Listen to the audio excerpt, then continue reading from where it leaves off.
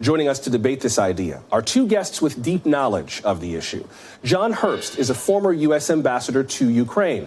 He is one of the signatories of a letter urging the Biden administration and NATO to establish a no-fly zone. Ambassador Herbst, welcome to the program. Thank you.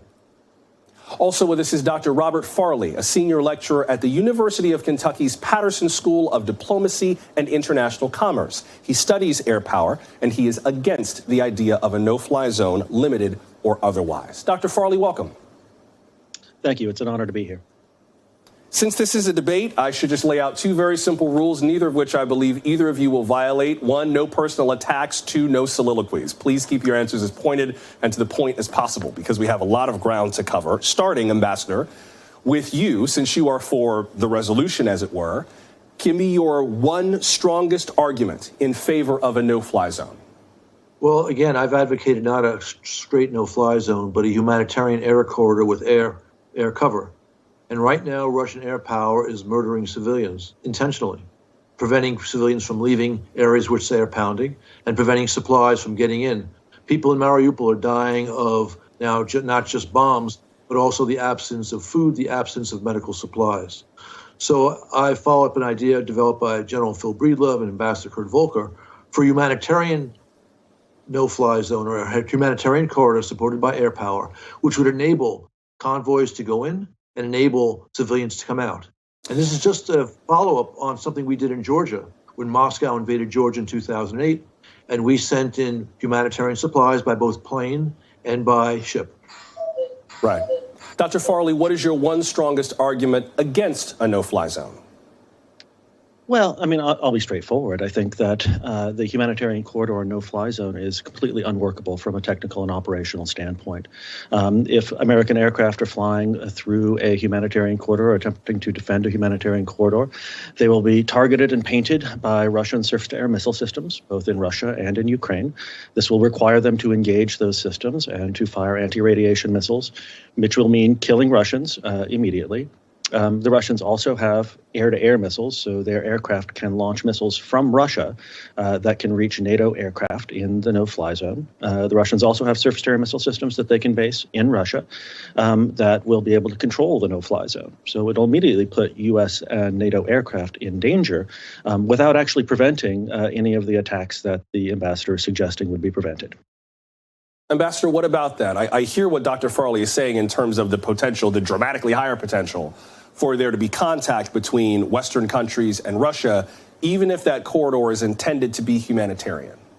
The only problem with his answer, he ignored what I said at the end of my first statement, which is we did something similar, not exactly the same like this in Georgia, without incident.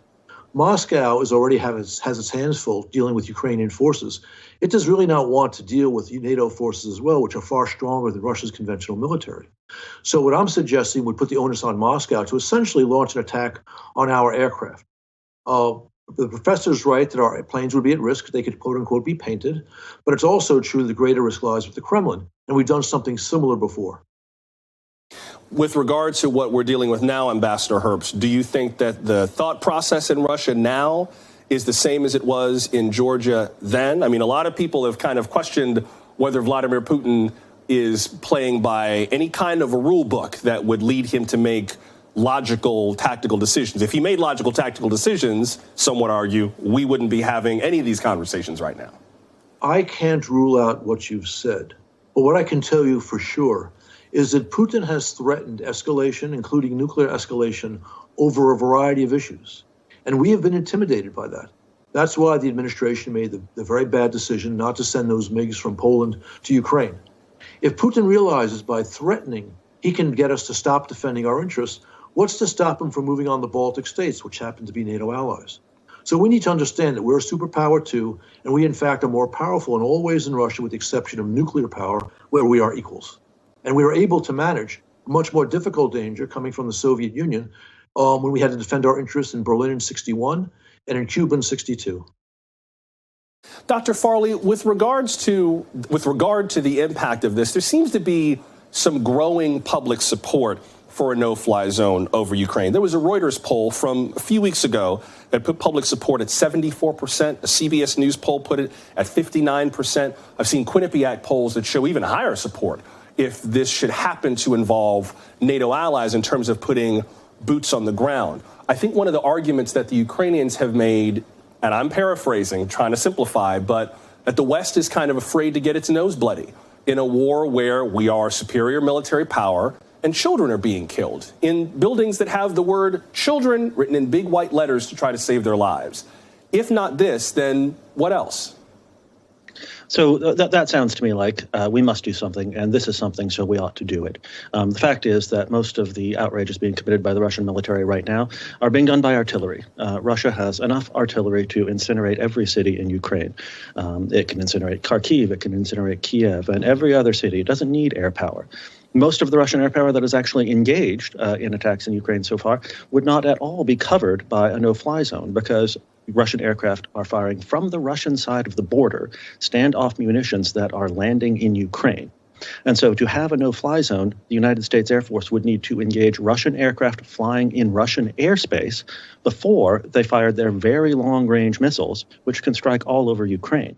I mean, I cannot emphasize enough that this makes no sense. And to talk about the polling, there was a wonderful poll, and it escapes my mind just now, but once it was explained to the people who were being polled what a no-fly zone meant, that it meant direct engagement against Russian aircraft, support for the no-fly zone fell from the 60s into the 30s. And that's the problem here, right? People don't know what this term means. It sounds like something that ought to be done, but in fact, it's incredibly dangerous. Ambassador, what about that? I think the idea that a lot of people have in mind is that if you have this no-fly zone, like if this space, this box I'm in right now, is a no-fly zone, that you're trying to stop weapons being dropped like this instead of weapons being fired like this from outside in. And the prospect of Western and NATO planes having to fly into Russian airspace where these attacks are originating, does that change your thought process at all on whether this is feasible? Phil Breedlove was a 4-star Air Force general, and it was his idea. So he understands the military repercussions of this very well. The whole idea is to protect a convoy, which our planes would be, our NATO planes would be over, and the Russians would understand they leave that convoy alone. Whether that convoy is going in with medical supplies and food, or whether it's coming out with civilians from an area which is being struck by artillery from where it's being fired. And so the Russians would understand if they attacked that convoy, our planes would respond. I suspect in that case, they probably would leave the convoy alone. And the whole idea is to save lives. The one thing we know for sure is if we don't take steps like this, more civilians will die in large numbers. And again, we sent humanitarian shipments into Georgia when Russia was conducting a war against Georgia, and there were no incidents. We sent a Navy ship with humanitarian supplies into Georgian ports during that same war without repercussion. I just want to be clear, Ambassador, because I hear what you're describing, and I don't want people to conflate what you're describing with what I think President Zelenskyy is describing. He sounds like he's describing something that is much more far-reaching than a specific kind of a contoured no-fly zone that goes right over a humanitarian convoy, protects it, and then presumably disbands once that convoy has made it safely in. I don't think that would be enough for President Zelenskyy. I don't think that's what he asked for. Do you think that there is a viable case for what the Ukrainians are actually asking for? That's a very good question. And you would have to ask President Zelenskyy if that's what he has in mind. But what I can tell you is this, and this I know with precision. He initially called for a no-holds-barred, no-fly zone, the type the professor described, the type that I do not support, because that would require us to take preemptive strikes at Russian military installations. But during his speech to our Congress, apparently he'd been watching the debate in the United States because he's a smart man, and he called for a humanitarian no-fly zone. How precisely that jibes with what I've described, again, we have to talk to him. I am hearing a bit of overlap from the two of you. It sounds like neither of you is in support of a kind of a broader no-fly zone over all of Ukraine. Ambassador, I hear you saying you support a much more targeted no-fly zone to protect humanitarian aid. Dr. Farley, with regards to other alternatives, though, the Biden administration announced this week $800 million more support on top of what's already been pledged. That brings it up to $1 billion. You can see an array of different kinds of arms and munitions, body armor, Javelin anti-armor systems, which have been described as one of the more useful munitions we could send because they would help take out tanks, which have been a significant part of the Russian onslaught so far. If not a no-fly zone, is something like this the next best thing, Doctor, or would you concede that there are some things that only an actual no-fly zone can do? I mean, the only thing a no-fly zone can do right now is get us much closer to a very significant escalation, especially given the Russian artillery dominance. I absolutely support giving more aid to Ukraine right now. We are working on transferring long-range surface-to-air missile systems like the S-300, other systems that NATO countries have and could possibly pass over to the Ukrainians that could substantially improve their control over their own airspace. The British are sending surface-to-air missiles.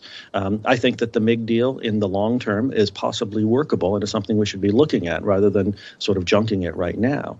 But the idea that we're going to fly American fighters to the outskirts of Kharkiv and the Russians aren't going to do anything about it, I mean, I think it's not only dangerous, it's also absurd. Ambassador, you were in support of the idea, so I'm going to give you the last word since your side has the burden of proof before we go. Well, I think we've delineated the differences. We both agree against a large no-fly zone. We both think we should provide much more military support to Ukraine. And we disagree regarding the humanitarian corridor no-fly zone. But as I said, this is not a crazy idea. We've done a good bit of it before without mishap.